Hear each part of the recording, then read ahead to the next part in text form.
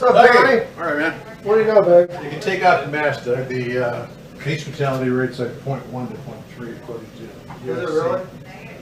That's reassuring. USC. Everybody here's been vaccinated anyway. USC and LA County Public Health come out with a study. They found that there were 7,000 cases in California, but they really believe that there are anywhere from 221,000 to 442,000 people who were infected. Really? Yeah. So that makes it 0.1 to 0.3? Does a study to give out right there? Yeah, just give it to them. So it suggests that the case fatality rate is about 10. It seems to be. Wow. Which puts it right in line with the flu. Yeah, exactly. Yeah, that's what it is. So it was a hoax. I don't think it was a hoax. Dr. Masihi and myself have been dealing with this as you have. I'm sure you guys are working from home. You're sheltering in place. You're isolating yourself. And we want to talk about if that still makes sense. When I talk to ER physicians around the country, what's happening? Well, because COVID has become the focus, people with heart disease, people with cancer, hypertension, and various things that are critical are choosing not to come in based on fear. So what that's doing is causing the health system to focus on COVID and not focus on a myriad of other things that are critical, because we don't have the staff there, and the major component is fear. People are saying, I don't want to go get seen by my doctor. What if I get the COVID? We decided to keep people at home and isolate them. Even though everything we've studied about quarantine, typically you quarantine the sick. When someone has measles, you quarantine them. We've never seen where we quarantine the healthy, where you take those without disease and without symptoms and lock them in your home. If you're young and healthy, why would you quarantine yourself? It doesn't make any sense. You quarantine the ill. For the world at large, normalcy only returns when we've largely vaccinated the entire global population. We have a flu vaccine. How many people even get the flu vaccine? The flu's dangerous. It kills people. So just because you have a vaccine doesn't mean it's going to be everywhere. And it doesn't mean everyone's going to take it, because we see every year that we have a vaccine, and I would say probably 50% of the public doesn't even want it.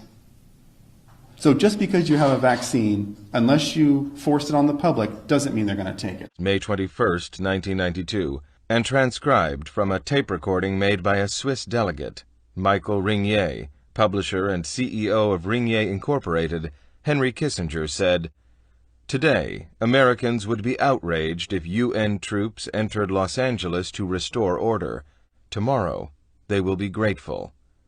This is especially true if they were told there was an outside threat from beyond, whether real or promulgated, that threatened our very existence. It is then that all people of the world will plead with world leaders to deliver them from this evil. The one thing every man fears is the unknown. When presented with this scenario, individual rights will be willingly relinquished for the guarantee of their well-being granted to them by their world government." The next thing I wanted to talk about is the effects of COVID-19, the secondary effects. COVID-19 is one aspect of our health sector. What has it caused to have us be involved in social isolation? What has it caused that we are seeing the community respond to?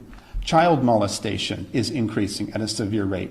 We could go over multiple cases of children who have been molested due to angry family members who are intoxicated, who are home, who have no paycheck.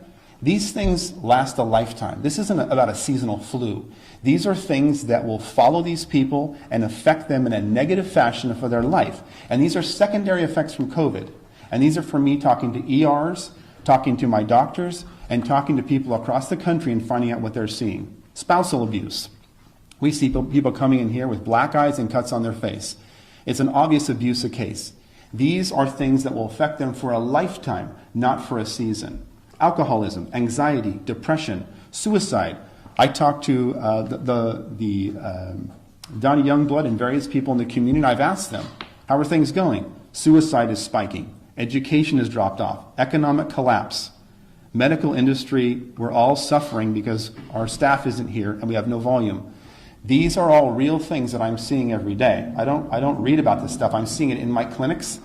We have clinics from Fresno to San Diego, and these things are spiking in our community. These things will affect people for a lifetime, not for a season. So let's make sure we're clear on that. The immune system is built by exposure to antigens, viruses, bacteria.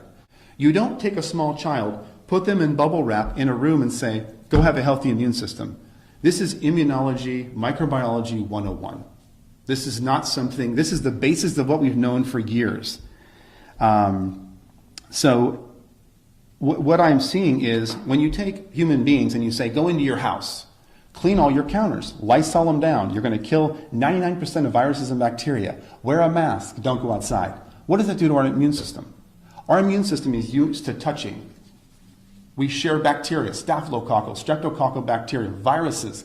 We develop an immune response daily to this stuff. When you take that away from me, my immune system drops.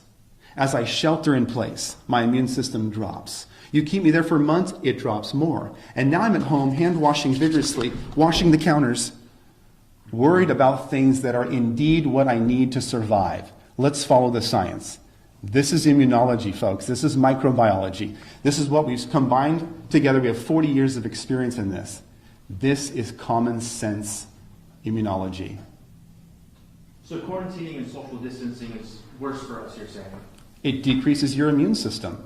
You can't build an immune system by, if someone has a reduced immune system, you hide them away because they can't build an immune system. If you have a normal functioning immune system, you need interaction. When a child's in a womb, you're in this protected environment. When you come out, you have almost no immune system. You develop that through touching your mouth, touching your eyes, virus, bacteria, immune response, IgG, IgM. This is how you build a strong immune system. Do you think people are worrying too much? Of course they are, but that's from media telling them to. I am telling them sheltering in place decreases your immune system. And then as we all come out of shelter in place with a lower immune system and start trading viruses and bacteria, what do you think is going to happen? Disease is going to spike. And then you've got disease spike amongst a hospital system with furloughed doctors and nurses. This is not the combination we want to set up for a healthy society. It doesn't make any sense. We wear a mask in an acute setting to protect us. We're not wearing masks. Why is that? Because we understand microbiology, we understand immunology, and we want strong immune systems. I don't want to hide in my home, develop a weak immune system, and then come out and get disease. We have both been in the ER through swine flu and through bird flu. Did we shut down for those? Were they much less dangerous than COVID? Is the flu less dangerous than COVID? Let's look at the death rates. No, it's not. What's interesting to me too is when someone dies in this country right now, they're not talking about the high blood pressure, the diabetes, the stroke. They say, did they die from COVID? We've been to hundreds of autopsies. You don't talk about one thing. You talk about comorbidities. Their vessels were narrowed. Their lungs were a smoker. COVID was part of it. It is not the reason they died, folks. It is one of many reasons. So to be so simplistic to say that's a COVID death because they have COVID, you know how many people die with pneumonia or people that die from flu, with flu I should say, it's not from flu. Their lungs were compromised by COPD. They had a heart attack 2 years ago. They have a weakened body. We aren't pressured to test for flu, but ER doctors now, my friends that I talk to say, you know, it's interesting. When I'm writing up my death report, I'm being pressured to add COVID. Why is that? Why are we being pressured to add COVID to maybe increase the numbers and make it look a little bit worse than it is? I think so. So this is what I'm hearing from physicians I talk to in Wisconsin, New York, and everywhere. So you think that physicians are being pressured to make the numbers look worse than they are? They're being pressured to add it to their diagnostic list. I just want to be clear in terms of the definition of people dying of COVID. So the case definition is very simplistic. It means at the time of death, it was a COVID positive diagnosis. So that means that if you were in hospice and had already been given, a few weeks to live, and then you also were found to have COVID, that would be counted as a COVID death. It means that if, technically, even if you died of clear alternate cause, but you had COVID at the same time, it's still listed as a COVID death. So everyone who's listed as a COVID death doesn't mean that that was the cause of the death, but they had COVID at the time of death. I hope that's helpful. They said we're being pressured in-house to add COVID to the diagnostic list, when we think it has nothing to do with the actual cause of death. You can't confirm that beyond their word. The actual cause of death was not COVID, but it's being reported as one of the disease processes and being added to the death list. When they died from COPD, they had COVID. COVID didn't kill them. 25 years of tobacco use killed them. Do you want your immune system built, or do you want it not built?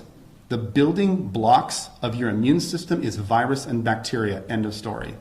That's how you build it. The secondary effects that we went over, the child abuse, alcoholism, loss of revenue, all these are, in our opinion, a significantly more detrimental thing to society than a virus that is proven similar in nature to the seasonal flu we have every year. We also need to put measures in place so economic shutdown like this does not happen again. We want to make sure we understand that quarantining the sick is what we do, not quarantining the healthy. We need to make sure if you're gonna dance on someone's constitutional rights, you better have a good reason. You better have a really good scientific reason and not just theory. I can go into Sully's right now, which I did this morning. There was 25 people in there, and I can stand in line for 10 minutes, but I can't go in Cafe Rio and sit there for 10 minutes. Does that make sense to you guys? And I can go into Costco and I can shop with people, and there's probably a couple hundred people, but I can't go in Cafe Rio. So big businesses are open, little businesses are not. There's no science behind that. As we've gone over, that is not science. There's other factors in play that we don't have time to go into, but it's not science. I want to make that clear.